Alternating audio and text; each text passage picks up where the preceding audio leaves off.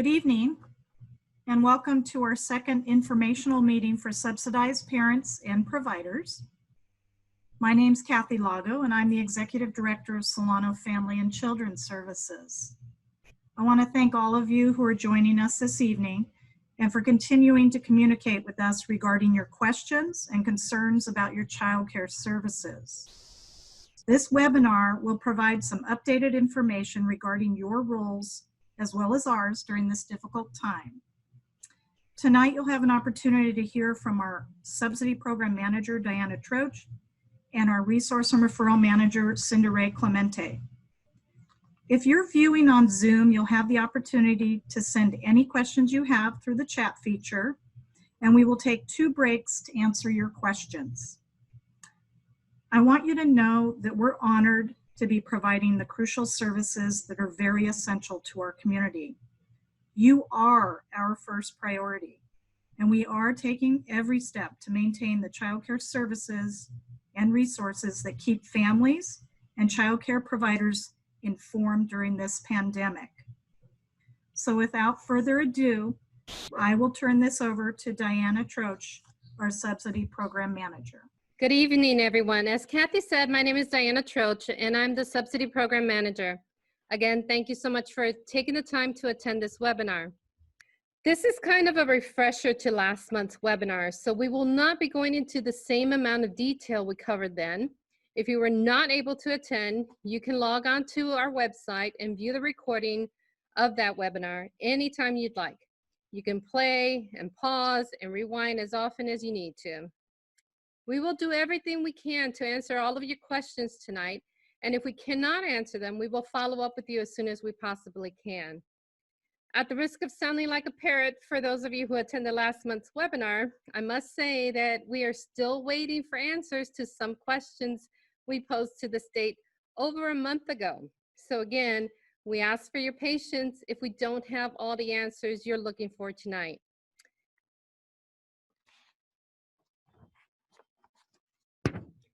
First of all, as Kathy mentioned, you will be able to use the chat feature to ask your questions. We will occasionally pause this presentation to gather and categorize those questions and answer them. You'll find the chat feature right down here on the bottom of your information bar. We ask that you please begin your questions with either subsidy, if it's a subsidized program question, food, if it's a food program question, or R&R, if it's a resource and referral question. That will help us categorize incoming questions more easily. Here's an example. You can precede it with subsidy. When will your office reopen for business? Okay. Very important notice here that the information that we're giving you tonight is based on our best interpretation of our funders' guidance. We have posed several questions to the state, but have yet to obtain the answers. If any of this information changes, we will inform parents and providers as soon as possible. And another reminder is that these directives expire on June 30th, 2020, unless they're rescinded sooner. As of now, we have not heard from the state that these directives will be extended past June 30th. But as soon as we hear if it's anything different than June 30th, we will absolutely let everyone know. Okay, so one of the first things we're going to cover, and like I said in the introduction, this is more of a recap of the more common questions that we seem to still be getting. So what we're going to cover right now is when the provider closes their childcare facility or their home due to COVID-19. The following reimbursement practices apply to all types of providers, whether you're a center-based program, a licensed family childcare home, or you're a family member who is license exempt. Could be an aunt, an uncle, a grandparent, okay? It is each provider's personal decision to stay open or to make the difficult decision to close their business during this crisis. Nobody is going to tell you that you have to stay open, Nobody's going to tell you that you have to close. It's really your personal decision to make based on what you feel the services that you can provide to the children in our community. If you have chosen to close your business, whether temporarily or permanently, please be sure to report that to us. Also, licensed providers must report their closure to Community Care Licensing at 707-588-5026 if you report to the Roanoke Park area, or 530-895-5033 if you report to the Chico area. Reimbursements while the provider is closed can be made for up to 30 calendar days from the date of closure.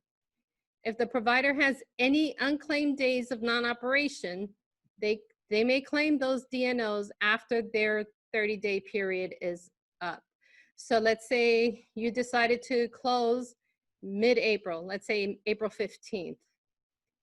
We will count 30 calendar days, including April 15th, which is your first closed day, and the end of that 30-day period is the last day that we will be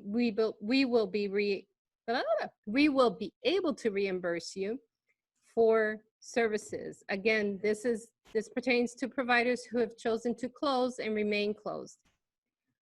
What we've experienced is some providers who closed temporarily reopened, and in fact, we had a couple who closed, reopened, and closed again.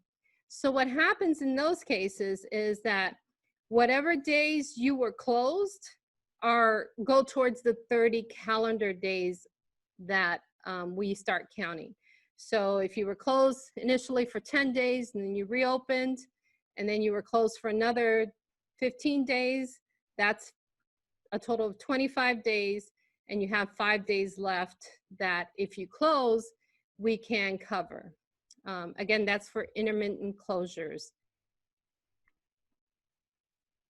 Want to reiterate here that these guidelines are temporary, and they were put in place to be flexible and accommodating to the parents on our program, as well as to minimize the loss of income for child care providers. We cannot stress enough that these are temporary changes which will end as of June 30th, 2020, unless otherwise notified. One thing that I do want to remind providers of is that when you close and you reopen, please let your families know, your subsidized families know that you're open, and allow them the choice to come back to your daycare facility. Because a lot of parents, what they're doing is having to use an alternate provider because their primary provider is closed, or they don't realize that the primary provider reopened. So communication is key here. Now we're going to talk about submitting child care attendance forms. Whether the provider is open or closed, we ask that you please submit the May and June attendance forms on or after the last day of the month. Please do not submit them early, as your individual circumstances may change at any time. We will not be processing attendance forms early. So if you submit them the month before, we're still not going to process those until the month after the service month. So for example, your April timesheets, we had some providers submit those in March. Or even in early April, we sent those back. We will not be processing them because, again, things can change. If you're unable to submit, or if you're unable to sign your attendance forms, we ask that you please talk to your provider services specialist to explain why. It's very few circumstances that would prohibit a provider from being able to sign their timesheets before submitting them. If you have not already submitted your March and April timesheets, please do so right away. We are waiving the 30-day due date during this COVID-19 situation. So please submit them and we will process them as soon as we possibly can. Child absences during this crisis are treated differently and may be reimbursable even to license exempt providers. So where under normal circumstances, licensed exempt providers are not eligible to receive payment for absences, for child absences, under these circumstances, they are. Again, we are reimbursing at this time, we are reimbursing all certificates based on the maximum hours on the certificate. If you have a school-age child, we're reimbursing as if the child naturally not being in school since they're closed. So we're reimbursing those up to the maximum hours on the certificate. Now, the exception to that is when there's more than one provider in the picture. Sometimes the two providers share hours. Another exception to that is a backup provider and alternate providers are reimbursed still based on the actual care that's provided and reported on the attendance form. Providers may submit a child care attendance form without the parent's signature if the parent is unavailable to sign due to the coronavirus situation. If this is the case, please write the following on the parent signature line, something to the effect of parent unable to sign due to COVID-19. Please help us be clear on why a parent is not attending. If it's because the parent is opting not to attend, please explain that on the back of the attendance form. Or if you are closed as a provider, please explain that as well. That way we don't need to call the parents and the providers under all those circumstances. So the more information we have, the easier the reimbursement process will go. And finally here, while the parent signature is being waived during this time, unfortunately, the provider signature is not being waived. Again, when you submit your timesheets as a child care provider, your signature needs to be on there. If you cannot sign it, then you need to call the provider services specialist to explain why. Okay, now we'll talk about recertifications. Right now, first and foremost, we will not be terminating families from our program due to not being able to recertify their services during this crisis. We have already extended services for families who were or are due to be recertified between mid-March and July of this year. And when families are recertified, we will take into consideration that their recent check stubs may not reflect full-time hours due to being laid off or having a reduced work schedule. We've had a lot of parents ask about family fees, and we'll get into that in a minute, but you know, all of this comes into play. How many hours a parent worked, how many hours are reflected on their time, on their paycheck stubs, is how we determine the number of hours that a parent is going to be approved for. But we understand that, you know, these are extenuating circumstances, so we will take all of that into account, and when we recertify families, we will do our very best to make sure that they have all the services that they need. For a while, when we do get up and running again, we will conduct recertifications remotely. We will likely perform them over the phone or possibly using Zoom, so we can have a face-to-face. And we will mail the completed application to the parent and have them sign and return the application to us, so that we can minimize the contact and the possibility of spreading the virus, of course.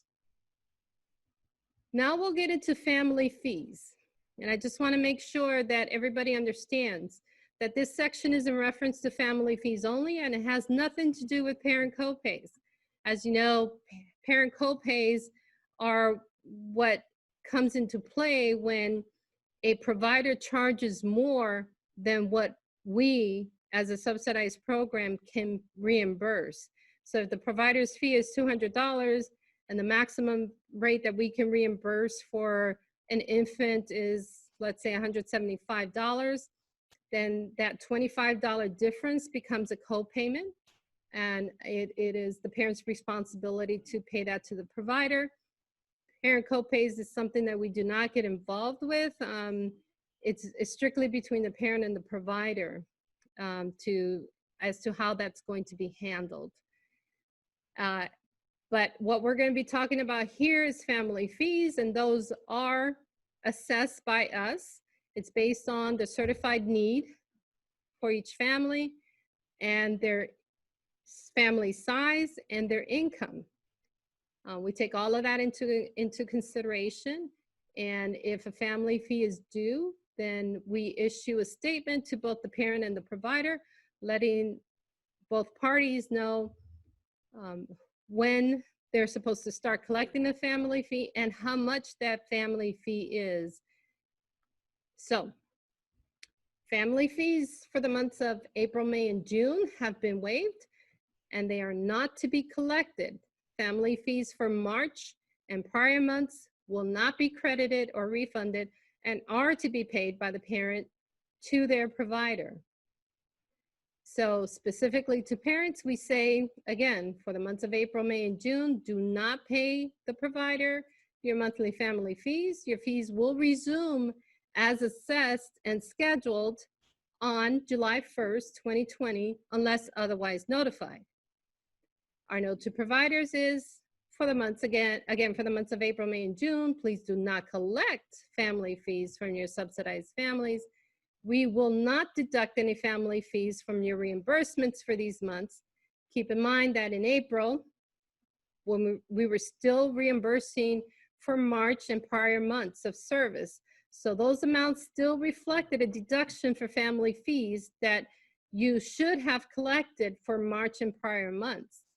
The reimbursements we processed in May for April services is when you first would have seen that we did not deduct the family fees.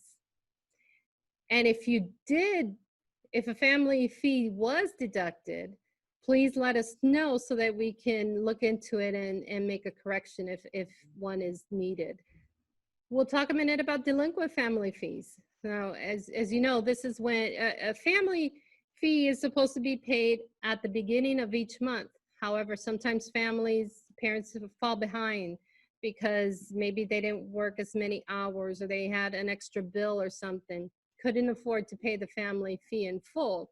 So if it's not paid by the first of the month, then it's considered delinquent.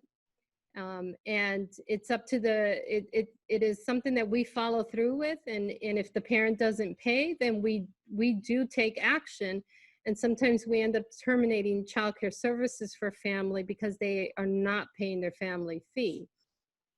During this crisis, CDE has asked that parents who are behind on paying their family fees for March and prior months not be expected to pay on these fees until after July 1st of 2020. Therefore, we will not be taking action against any parent for not following through with their delinquent fee payment arrangement. If a parent would like to continue paying on their delinquent fees between now and June 30th, they may do so, but it's optional. What happens after July 1st? Again, as I mentioned earlier, we acknowledge numerous parents have lost their jobs or have had their work hours reduced. As a reminder to parents, whenever an enrolled family's income goes down, the parent may request a reduction to their family fee. In these cases, we will recalculate the family's adjusted gross monthly income, and if that yields a lower family fee, we will adjust the amount due without changing the certified hours of care. So what that means is if a parent is certified for, let's say, 50 hours a week because they were working full time, 40 hours plus transportation and lunchtime, and yet they report a reduction in income, we only look at the income, we recalculate it, and we adjust the family fee, but the hours still stay the same. So in some cases, we have a family who's receiving full-time care, but they're only paying a part-time family fee because of a situation like this, okay? One last thing here is that if the family's income has not decreased, the family fee will automatically start up again on July 1st of 2020. Again, all of this unless otherwise informed. Now we'll talk a little bit about the subsidized childcare for essential workers during COVID-19. On April 4th, Governor Newsom issued an executive order that made childcare subsidies available for essential workers in California during the COVID-19 crisis. This executive order came with enough funding to serve approximately 400 children here in Solano County. This is 400 children in addition to the thousands that we already serve. The funding will pay for childcare services through June 30th only. 12-month eligibility will not apply to these newly enrolled families. We ask that if you know of essential workers in our community who can benefit from this service, please refer them to us. The good thing about this funding is that we don't require a whole lot of paperwork. There's a self-certification that the family completes or the parent completes, a simple application. There's not a whole lot of paperwork, no pay stubs, things like that. So it's the income requirements or the income eligibility regulations are much more flexible under this program. So even for families who normally wouldn't qualify, they may qualify for this service. As a reminder, there are licensed family childcare homes and centers that are still open and making spaces available to essential workers. Families in need of childcare providers can contact us by calling 707-863-3950, extension 709, or by going to our website at www.solanofamily.org. And they can complete the childcare referral form to receive a list of licensed childcare providers with openings. I want to give you a quick update on the essential workers funding. As I mentioned, we estimated that we could serve approximately 400 children. As of today, it looks like we've enrolled 287 children from 180 families. So it looks like we're about 72% of our target for enrolling children into that program, which is pretty good. But there's still openings, so feel free to refer families if you know of any. Okay, so now we're going to get into some reminders that these changes again are temporary, and how July 1st looks. So I wanted to take this opportunity to remind everyone that the changes we have gone over today and the webinars we held in April, as well as the FAQs posted on our website, are temporary and are due to end on June 30th unless otherwise notified. That includes, but is not limited to, the following: reimbursements for variable schedules and exempt providers will be based on actual usage. Again, right now, providers are being reimbursed based on the maximum hours that appear on the certificate for childcare services. Which is, in a lot of cases, a lot more than you typically would be receiving. So we expect that reimbursements will once again go back down. Parent signatures on the timesheets will be required again. Right now they're being waived, but as of July 1, they will be required again. Licensed provider billing on the back of our timesheets will be required again. Right now, again, we're paying max hours on the certificate. What we're doing if the provider has not billed, and even if the provider has billed, what we're doing is looking at the provider's rates on file, and we're reimbursing as much as we can of that, regardless of whether the provider billed or not. Family fees will need to be paid and collected at the beginning of each month, as provider reimbursements will have family fees deducted again. And delinquent family fees will need to be repaid and collected again starting July 1st.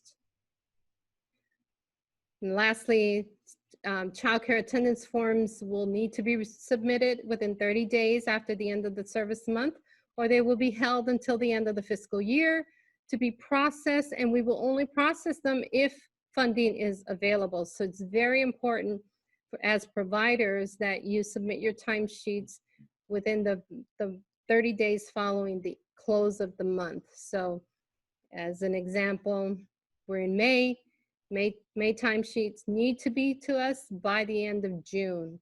Otherwise, they are held and paid only if funding is available. So we had some questions on how the state budget will impact childcare.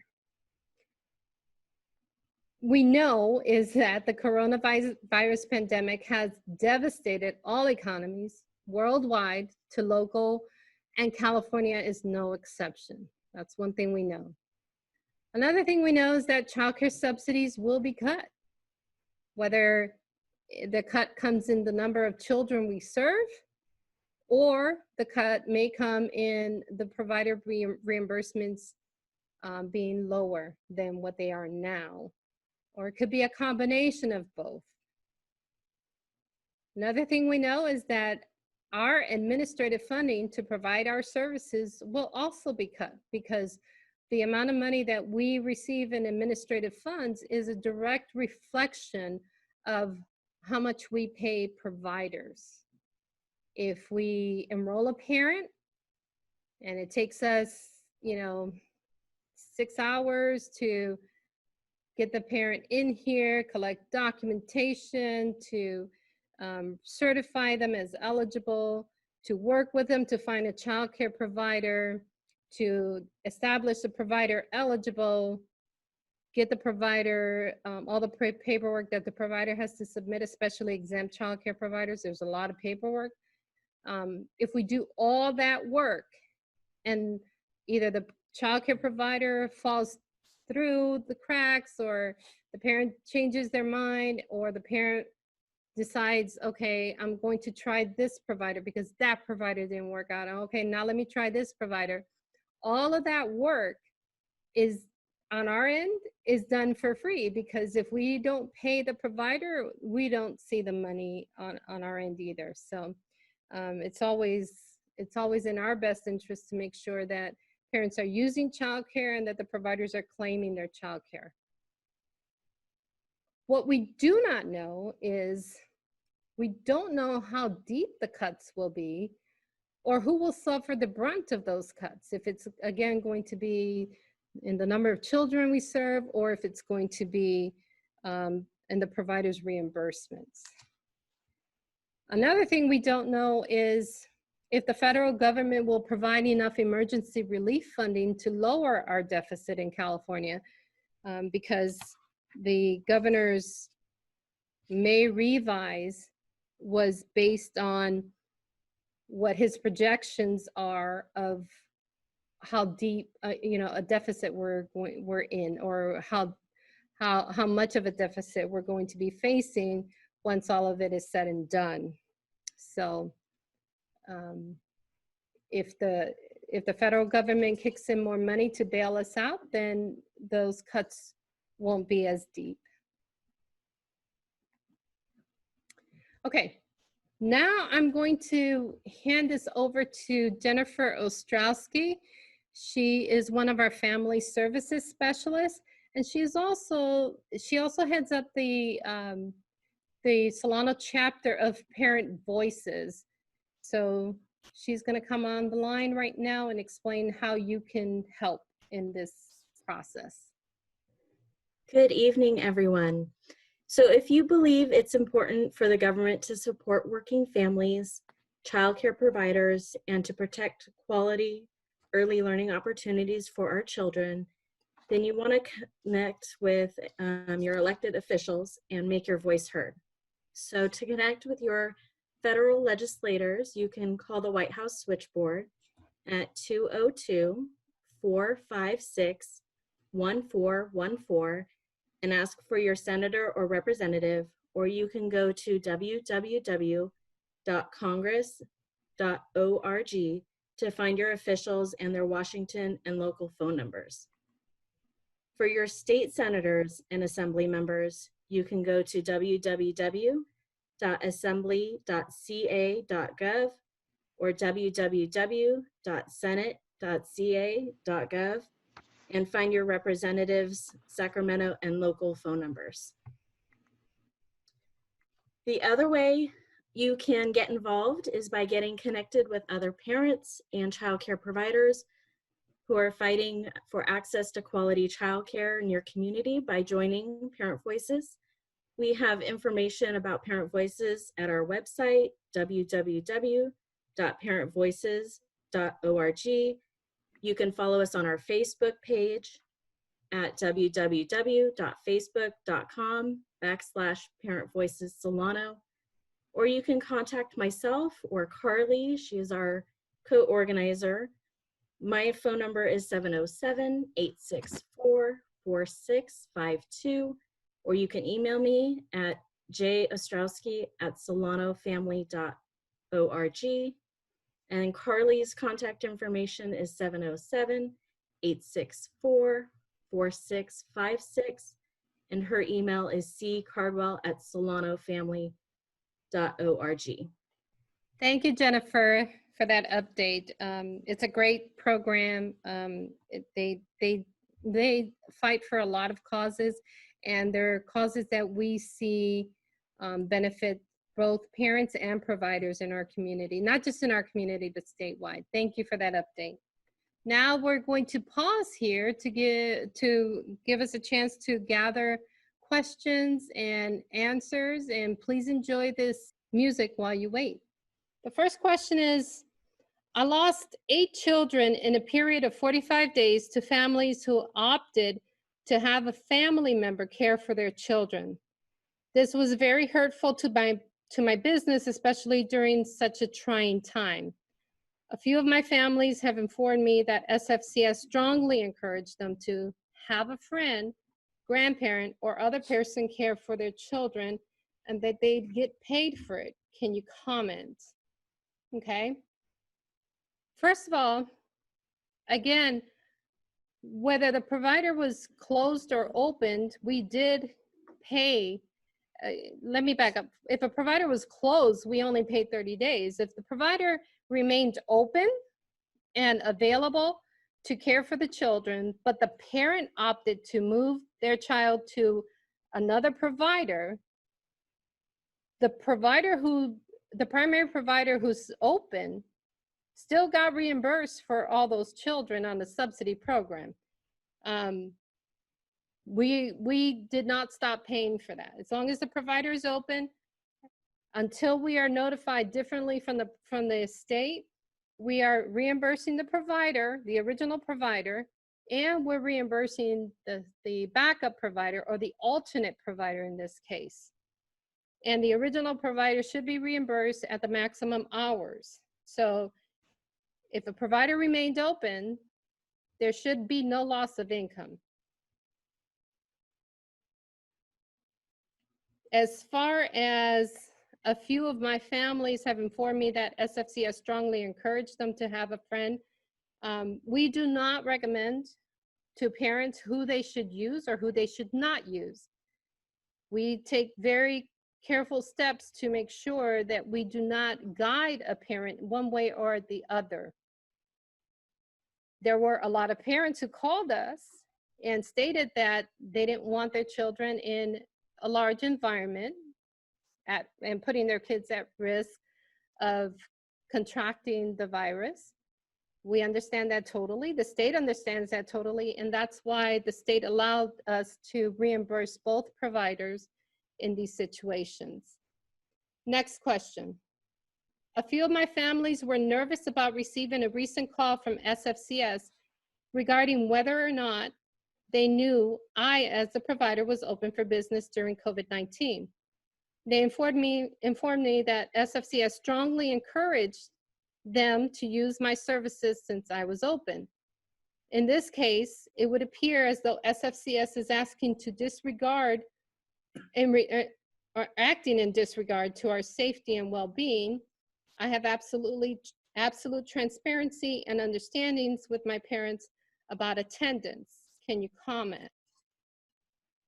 Again, some of the timesheets that came in were very unclear to us as to whether or not the provider was open or closed. Again, the guidelines are different when the provider is closed versus open. So we did have to contact some parents to get clarity. And we also contacted the providers to get clarity. As far as, again, parents informing the provider that SFCS strongly encouraged them to use their services since they were open, all we were doing was finding out what the situation was, and if the provider was open, we wanted to know why the child was not being taken to the provider. There were different situations across the board. Again, we just called parents and providers to get clarity. We were not strongly encouraging anybody to do anything. Next question. I do not know if it is related to you or not, but me and my family have not received the first check from the government yet. Do you know where should we follow up? I might need some more information. I'm not sure if this question is regarding the stimulus package. If it is, unfortunately, no, we have nothing to do with that. I do know that checks and payments are still going out. There seems to be no rhyme or reason to that. You can't, there's a website that you can maybe Google and see if it's still open, but my understanding is oftentimes the delay is due to the IRS not having direct deposit information, and they had a website that was open for a while where you could actually go on and give them your information. But other than that, I'm sorry, I don't really know much. But it is with the IRS, it's not with our agency. The next question. During the last meeting, it was stated that providers could not close and then reopen. The 30 days had to be concurrent, not intermittent, 30 days straight. I'm sorry, but I do not recall this. I do not recall saying this.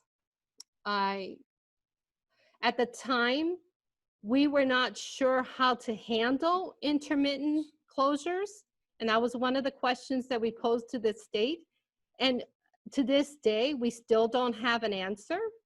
So as I explained at the beginning of this presentation, if the provider is open and close and open again, and then close again, we count the days that the provider was actually closed. However many calendar days fall within that closure or the multiple closures is how we count the 30 days. So let's say a provider was closed on, again, April 15th, and then reopened on April 30th, and then closed again on May 5th, and then reopened again on May 15th. We're gonna pay the days that the provider was open as open, and those days do not count towards the 30 days, the 30 calendar days of closure. So if you did not get paid correctly because you think we missed this or we misguided you, please give us a call and we'll look into it, and we will definitely do what we can to correct it. Next question. What is attendance form? I do not know anything about it. I'm sorry. So our attendance forms are for the subsidized program. So when we enroll a family on our subsidy program, the provider is issued an attendance form that tracks the days and the hours that the child was cared for. And then they send those attendance forms to us to reimburse them for that service. So again, those fall under the subsidized childcare program. Next question. I have a few subsidy children who are attending, but schedule is sporadic and less hours than normal due to reduced hours from COVID-19. Do I write absent due to COVID-19 on the absent days? Yes, please do. If it's a series of days, consecutive days, you can just line through those days one time and just across that diagonal line write absent COVID-19. If it's intermittent days, like one day here, one day there, then you can just write absent COVID-19 on that day, and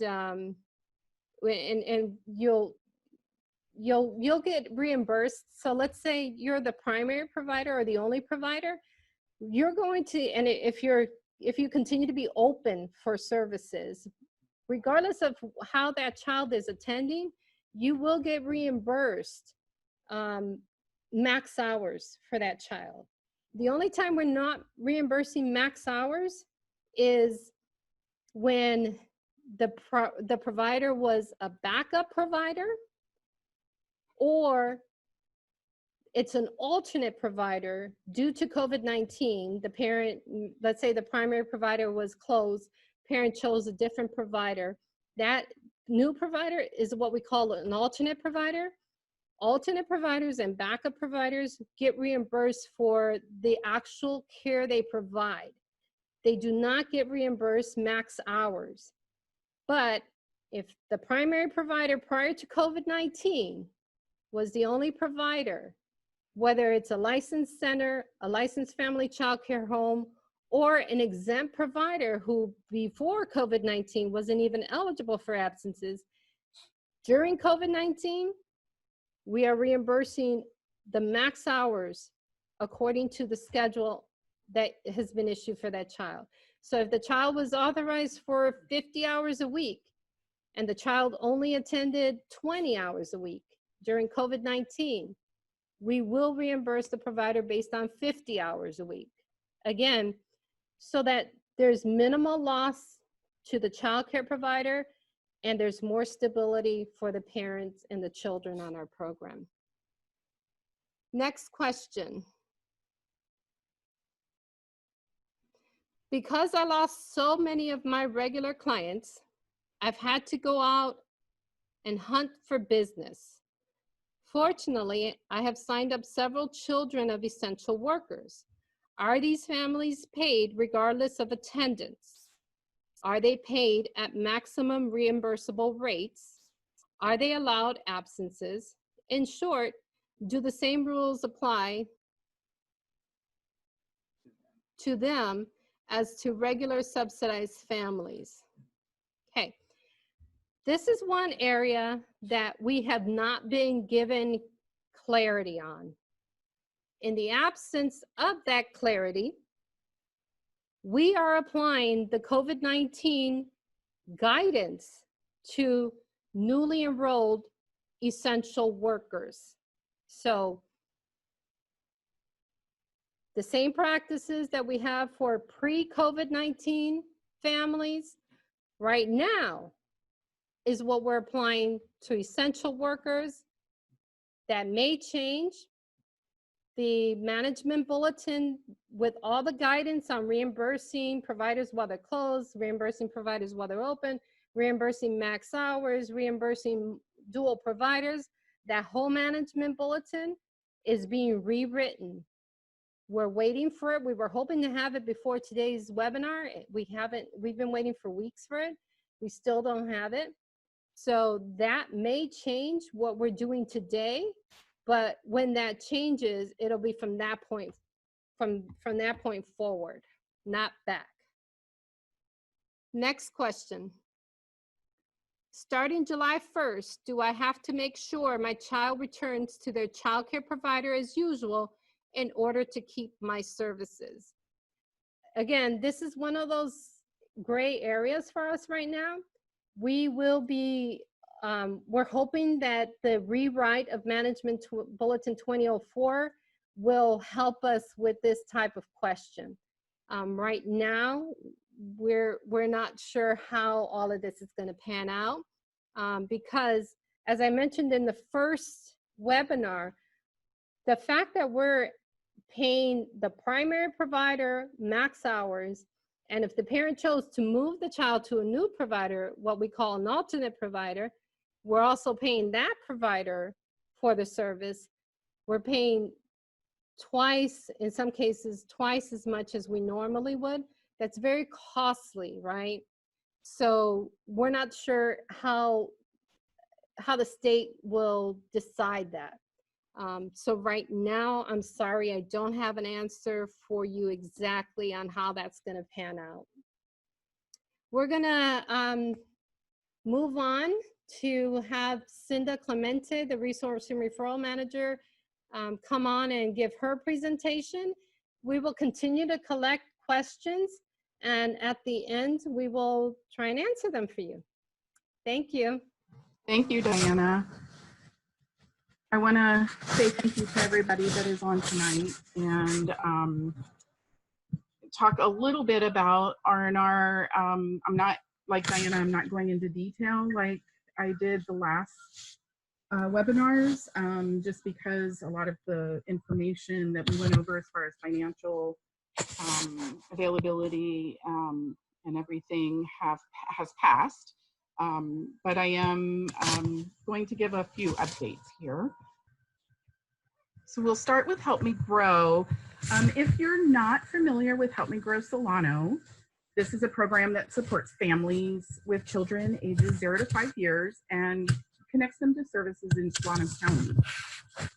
Anyone can refer a parent or a child to Help Me Grow for things like basic needs, parent or family support, health or dental care, child care needs, as well as many other services. Family navigators are available to talk to parents or child care providers regarding developmental and social emotional needs for children. This also includes children that are having a hard time in child care and may need additional services on development or social emotional needs. Many of you have attended our trainings on the Ages and Stages questionnaire, excuse me, screening process. And I just want to mention that if you are interested in implementing the ASQ, the Ages and Stages questionnaire, which is a tool that helps parents see where their child's development and social emotional needs are at the time, at that snapshot in time. We do have the availability to do this on our Help Me Grow website, and would like to work with providers to implement that for your program. We have sent out flyers probably about 6 months ago, introducing the Ages and Stages to those that have not used it.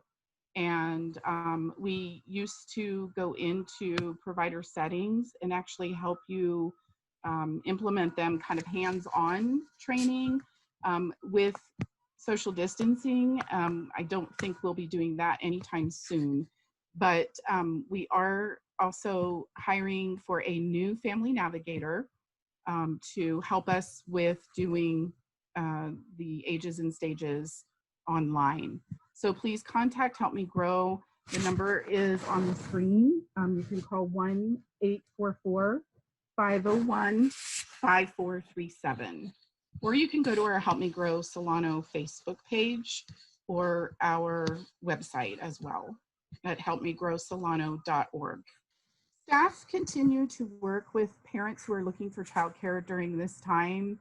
As Diana mentioned, we did have parents calling and we're looking for childcare. Parents can go on our SFCS website homepage and click on the blue button. You see the arrow here on the screen, and it will take them to a questionnaire that they can, a short questionnaire that they can fill out, and this will alert the referral specialist to assist you in your search for a provider. R&R staff are also still available for calls and technical assistance via phone, or we've added video chat through Zoom. If you have questions about social distancing, updating your business practices with COVID-19 concerns in mind, or you're a new provider and wanting to get connected with all of the trainings and supports that are available, you can call us at the number there, 707-863-3950, extension 709, or send us an email at info@solanofamily.org.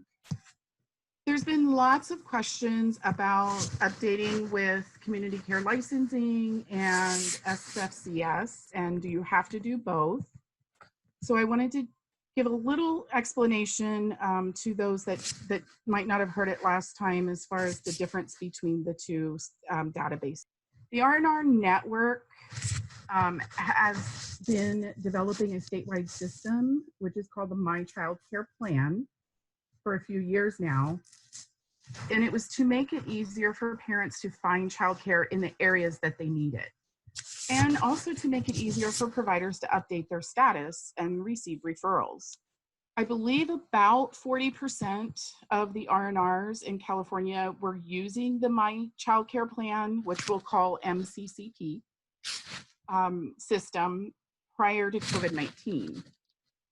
We at SFCS were actually in the beginning stages of transitioning to MCCP at the time, and COVID-19 forced us, in a possibly a good way, to totally move to the My Child Care Plan. So you all started receiving calls immediately from the R&R staff asking your status. Initially, of course, that was to help identify providers that immediately closed due to sheltering, or the providers that were open and still providing care but may have openings because their families were sheltering. We also were tasked by the state to update with providers twice a week, which was also the task that community care licensing was given. So at the same time, both of the programs, and on the left side of the screen is the snapshot of what comes up if you go to mychildcare.ca.gov, and I'll get to that one in a minute. That's why you started receiving calls from both entities at the same time. So the governor tasked the community care licensing in having updated information on providers immediately through the state of California, so that when parents called and they were an essential worker and needed to have childcare immediately, that they were given a list of providers to search for their childcare with the most updated information. Because not all R&Rs had all their data in one database, such as the MCCP, community care licensing had the mychildcare.ca.gov database developed very quickly. For the most part, they used their own information to start that data. So we did receive a lot of calls or emails about, why is it showing that my childcare is full, or I'm closed and I'm not. We did not have access to that information that was in the mychildcare.ca.gov. Since then, so the past few weeks, we've been communicating with community care licensing more across the state, and have been working very diligently to get the data into My Child Care Plan, MCCP, so that we can switch over to that database only. That is the goal, as it was in the beginning, as I stated, to have that as the California statewide database. However, both websites are running at the same time still, and we've been kind of given the hint that maybe in the next few weeks it will actually switch over to MCCP. So to answer the question of do I still have to update with both community care licensing and SFCS? Unfortunately, yes, still during this time you do. We have also heard that pretty soon we will only have to update with providers possibly once a week or implement our own update system based on our community needs. So for those communities where they're smaller and providers don't have vacancies, often they might not have to update but once a month. So when we get that directive, we will determine what route we will take at that time, whether we'll do a once a week or maybe twice monthly update with you.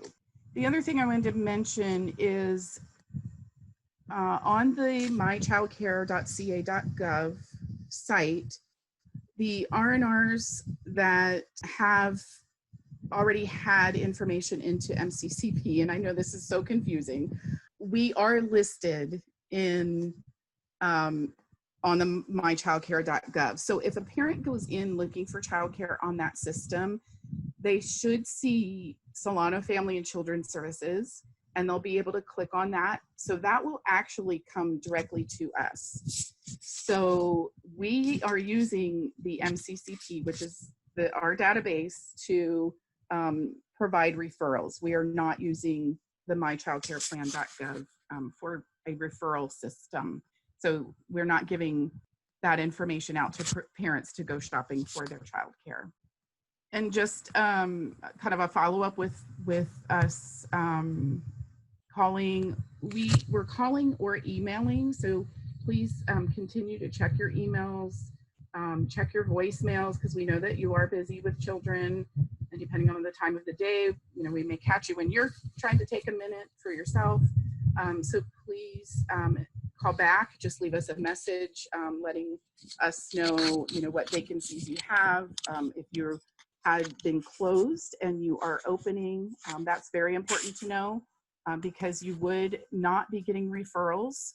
And any provider that did not update with us have by now been marked so that they are not receiving referrals. So it is very important, if you have been closed, that you call Resource and Referral and update your status with us.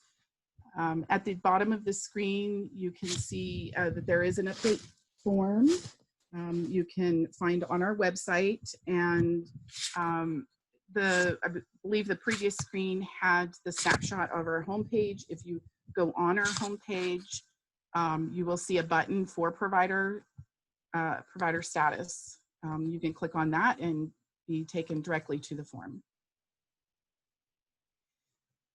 So since our last webinar, we did receive funding for cleaning supplies. Many of you, I don't believe we had handed out supplies before that webinar. So many of you had received a visit if you turned in a request for supplies with staff dropping supplies off. And some of you have already received a payment with the funding for cleaning supplies.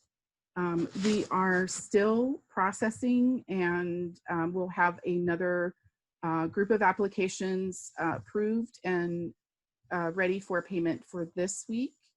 And most likely we'll be doing weekly payments on those applications until further notice.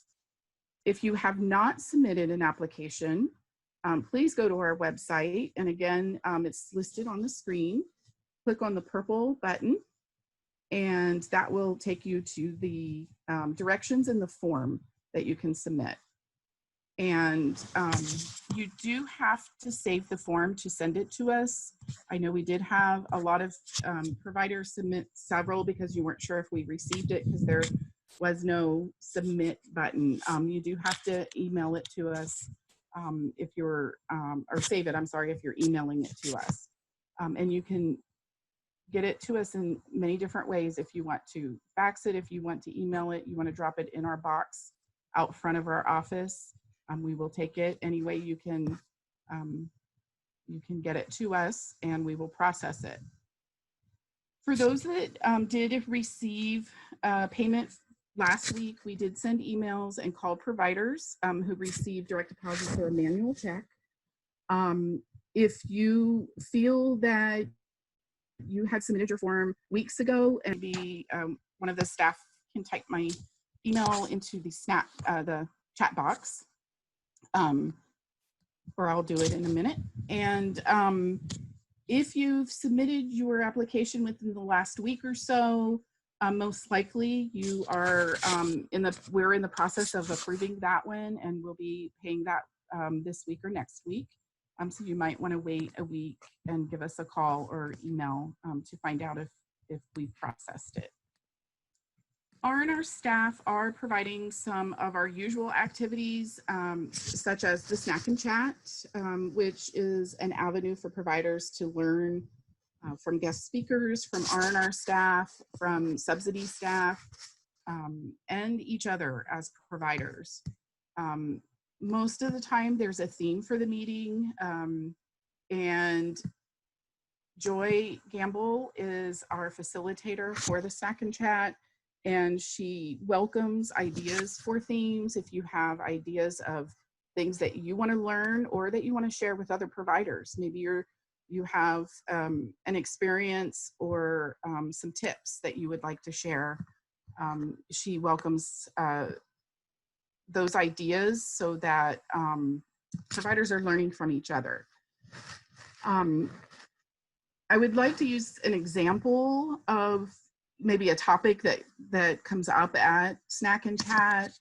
We've received questions or concerns about whether providers should waive parent co-payments. And I'm not sure if Diana covered that this time. I remember her in the last webinar, she covered clearly that a co-payment is the difference between what subsidized childcare can pay and what you as the provider are charging. So lately I've had a couple of questions around that, and we as SFCS do not suggest that you do or do not waive co-payments, as that's a discussion between the parent and the provider. If you want to offer this in your business or business practices, this would be a good topic to bring up at the Snack and Chat and learn, what other providers do, or possibly not in necessarily this situation or this topic, but legalities and questions, of how it works for another provider. Those are the kinds of things that can be discussed and learned about at the Snack and Chat. So again, on that particular question, because I know there were several providers that had that question, SFCS does not suggest either way. We don't get into that conversation. We encourage parents to discuss that with their provider, as all providers have their own business practices. We're also starting to offer preventative health. We've already had one. There is a training tomorrow evening, and also trauma-informed care training, and those dates will be posted as soon as they're set. These training programs are being updated to incorporate COVID-19 related topics. So please continue to check our website and Facebook page for training date and announcements. And that is all I have tonight. I just want to again thank you all for being on tonight and communicating with us over the past few weeks, keeping us up to date on your needs. This has been a difficult time for the childcare world. but we appreciate all of you caring for children, for essential workers, and for those families that are just now returning to work.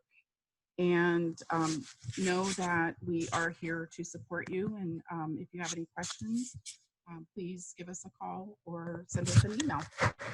Thank you.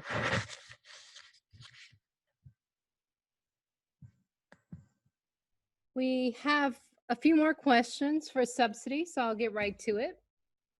First one. When can we expect to know the scope of your cuts, or if we will get federal bailout to help with deficit? If it is a reduction in providers' reimbursement, will we have 19 days notice of reduction? Okay, so we don't know exactly when. I can say that we will receive most of our contracts for the 2021 fiscal year. We're expected to receive those June 1st. We'll have to wait and see what that looks like. As far as the federal bailout, have no idea. Sorry, can't answer that. If a reduction in provider reimbursement will take effect, will you receive 90 days notice? You actually receive more notice. We typically get well over a month's notice when there's going to be a change in the regional market rate reimbursement. So as soon as we know in what direction the cuts are going, we will let you know. Absolutely, if it's going to be in a reduction in the regional market rate ceilings, we'll get that notice out as soon as we possibly can. I can tell you that there is a great fight against that, of course, from all ends. So we're hoping that that won't be the route the state ends up taking. But right now, the governor's budget does state that a proposed 10% reduction in the regional market rate ceilings.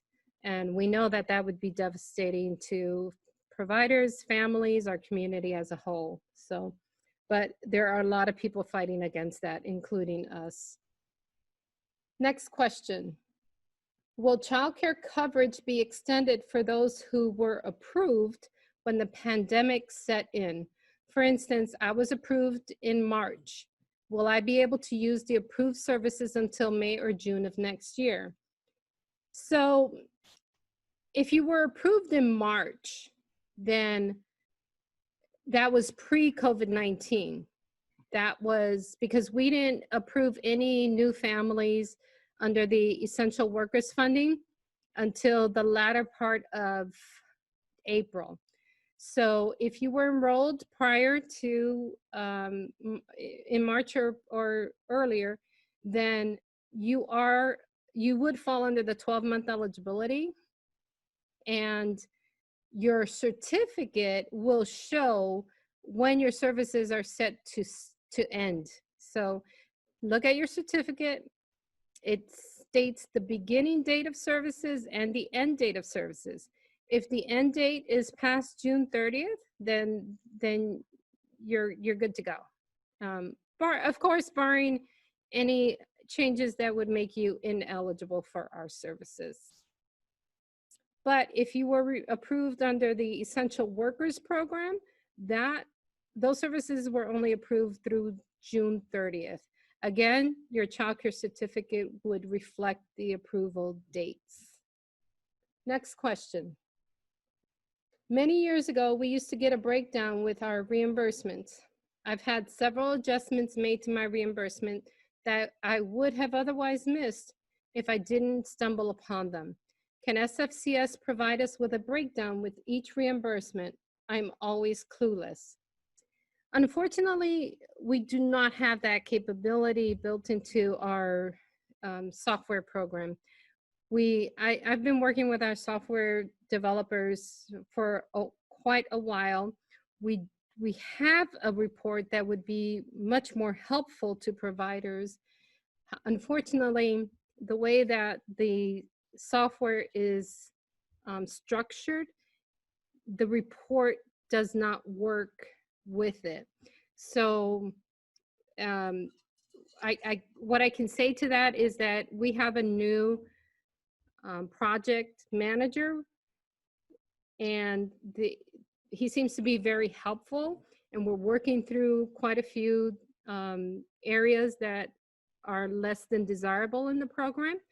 So I'm hoping that slowly but surely they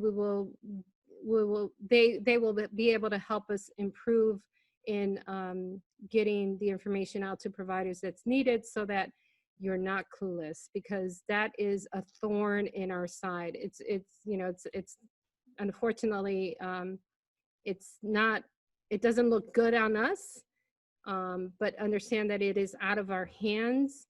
However, whenever you have a question about your reimbursement, we're more than happy to look into it for you. And if an adjustment is owed to you, we're happy to make that. I will say there's one caveat to that, and that is that we are driven by our contracts and our fiscal years, and so any adjustments that need to be made by no later than August 31st of the year, of the new fiscal year. So our fiscal year runs July 1st through June 30th. So anything within July 1st through June 30th of the following year, anything that needs to be adjusted needs to be done so by August 31st of that year. So the sooner the better. Next question. Thank you for your answers. So did you say that the primary provider and the alternate license exempt provider would both be paid? But isn't there a change of provider requirement? Okay, so a change of provider is a different situation. Even under COVID-19, a parent can opt to change providers. If they are calling us and telling us, look, I was using this provider, but now I want to use this provider, we will ask, is your intention to go back to the original provider? If they say no, then that's a change of provider. And our reimbursement to the original provider will end when the services stop with that provider, or only under COVID-19. We are making an exception, and if the parent did not inform the provider that they decided to change providers, then we will stop reimbursement when the provider is informed, right? So again, that's only under COVID-19. But if a parent decides, I want to, yes, I'm going to start using my neighbor because he or she does not have other children. My children are, they're at less risk with this provider. I have no intention of going back to ABC preschool.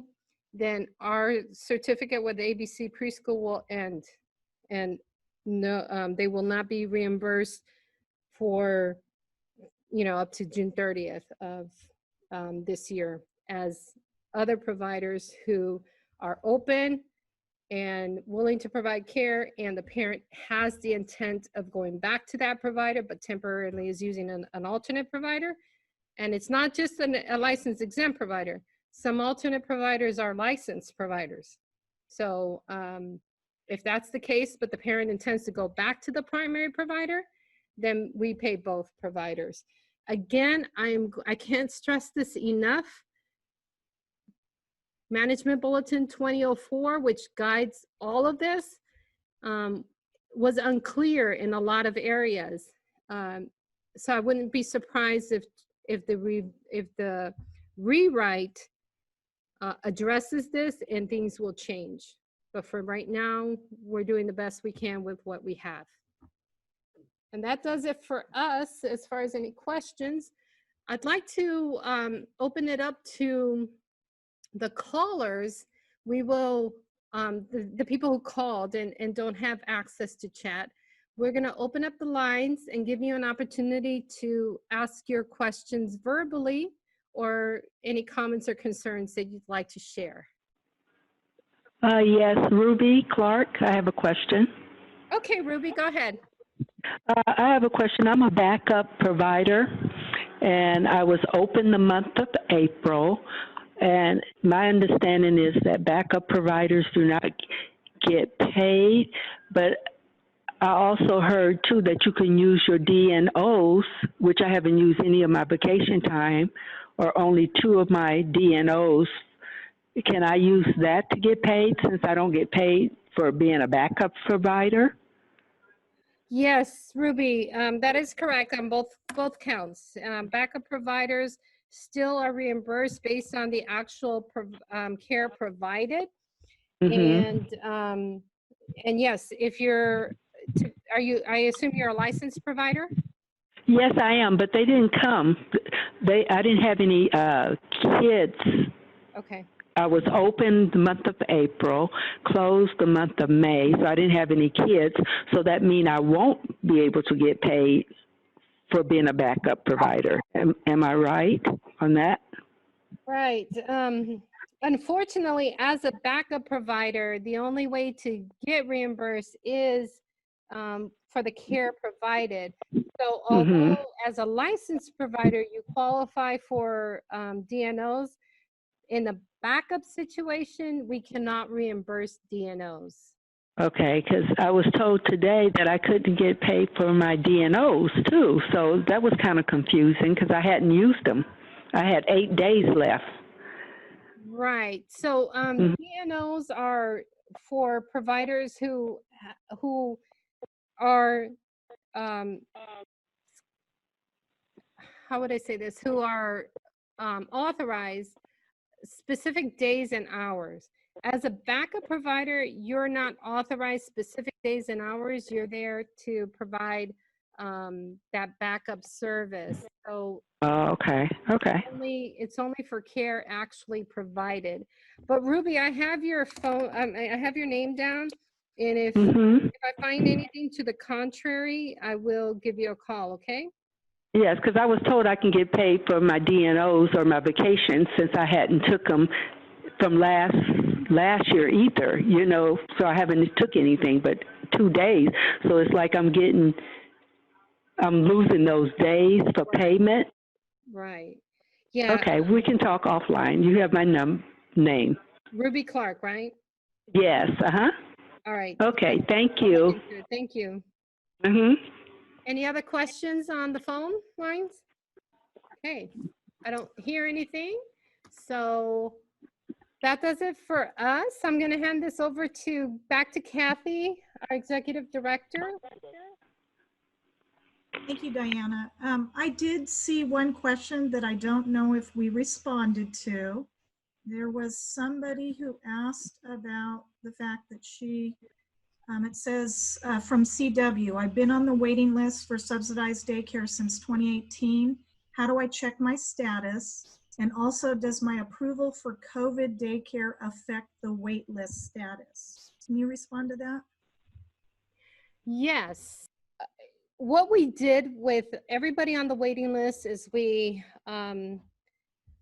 reached out in one way or another, either through email or personal calls. And I believe for those who did not respond to us, and even if we emailed them, we did follow up with a call and a letter letting them know that we had some funding under emergency funding for essential workers under COVID-19, and that if it listed the qualifications, and that if the family felt that they were eligible, to give us a call so that we could screen them and possibly enroll. So how that works with the waiting list status is that we're not changing it. It doesn't change anything as far as the parent waiting on our list. We can kind of pluck those families out, serve them through June 30th, and nothing affects their standing on the waiting list. If they continue to be eligible for our long-term services And when we receive more funding to serve more families, then we will go back to the waiting list and start enrolling those families based on ranking. Ranking, again, is based on the family size and the gross monthly income of the family in combination. And we serve the lowest ranked families first. So typically that means that we're serving the lower income families first. There are some exceptions to that for high risk children that are either, homeless or in the CPS system. But for the most part, most families are ranked on income and size of family. So you can temporarily be served under COVID-19 emergency funding and remain on the waiting list for long-term childcare. However, just because we enroll you from the waiting list for these temporary services does not mean that you can stay on our program, because this is specific funding that's only covering childcare services through June 30th as of right now. If those services are extended, then we'll see how the state decides to handle the families that we've already enrolled versus the families who are waiting on our cell. Okay, so I do want to thank Diana and Cinda Ray for presenting the updated information tonight, as well as going over some of the basic information that is important for all of us to hear. I also want to thank the support team, the technical support team. There are several managers, supervisors, and staff behind the scenes that helped out to put this information together and to help make sure we answered all your questions tonight. We want to thank you for participating in tonight's webinar, and we will continue to update you as was stated throughout this webinar when we get more guidance from the state and our local health department and others who are guiding our actions. So know that we're as eager as you are to get clarification on unanswered questions, and we want more information to get out to you as soon as possible. So, it is just that reminder again: communication, communication, communication. Please check your emails. Please look at our Facebook page or our website. And most importantly, call us, talk to us. We're available for you.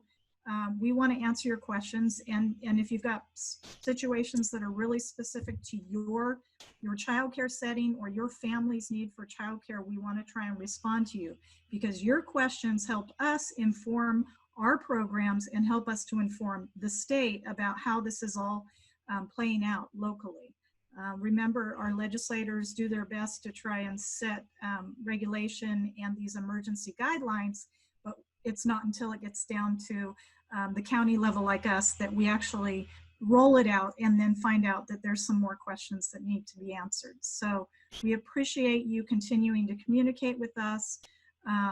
We're all mostly working in the office now, but again, we are still closed to walk-in services.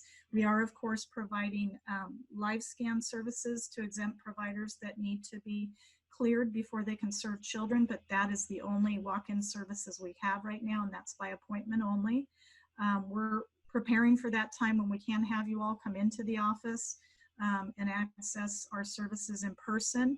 And we just appreciate you again. As I said before, and I'll say it again, and I will continue to say it and advocate for the fact that we have always known that childcare is an essential service. The work we do, the work you do, the parents who utilize childcare so that they can maintain their work and go to school and training to provide for their own families is really important and relevant. And I think we're starting to be heard about that, and we appreciate you guys advocating for yourselves as well. As Jen O said, parent voices, I got to tell you, has been one of the most important advocacy tools that we have had, because when parents go to our legislators and talk to them, when parents share their personal stories and providers share how that has made a difference for those parents, it makes a difference in what they hear. We can talk all we want as an administrative service that provides support, but if you go out as a parent and talk to your legislators, if you as providers, small business owners who are affected drastically by by all of this, you need to share how this has affected you. So we appreciate your time, and we thank you for listening and for asking good questions, and keep communicating with us. Thank you again for attending tonight, and we hope you have a good week. Thank you.